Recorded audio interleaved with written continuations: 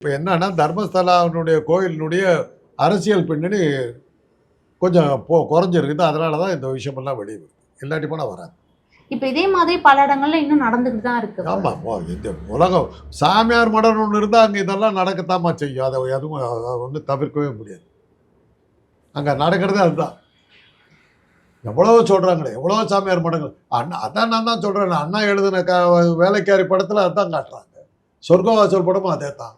மடாதிபதிகள் என்னென்ன பண்ணுறாங்கிறது தான் சொர்க்கவாசல் படம். சொர்க்கவாசல் படத்தை பேன் பண்ணுற அளவுக்கு போய் பல சென்சாரெல்லாம் பண்ணி ஆத்திகம் எது நாத்திகம் எது அறிந்து சொல்வீரே நன்றாக புரிந்து கொள்வீரேன்னு ஒரு பாட்டு நினைக்கிறத சென்சார் அதை கம்ப்ளீட்டாக கட் பண்ணாங்க.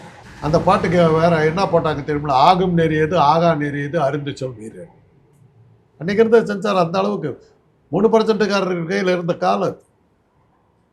மேடையில் முழங்கு அறிஞர் அண்ணா போல்னு பாடுறார் எம்ஜிஆர். மேடையில் முழங்கு திருவிக்கா போல் அந்த அளவுக்கு அவங்க இருந்தாங்க. அப்போல்லாம் அவங்க வச்சா தான் சட்டம். இப்போ இது அந்த தர்மஸ்தலாவில் வந்து அந்த அரசியல் செல்வாக்கோ அல்லது அதிகாரிகள் செல்வாக்கோ போயிட்டுருக்குது. அரசியல் செல்வாக்கை விட அதிகாரிகள் செல்வாக்கு ரொம்ப முக்கியம். அதிகாரிகள் செல்வாக்கு போயிடுச்சு, அதனால தான் வெளியே வந்துருக்கு. இல்லாட்டி வந்திருக்கு.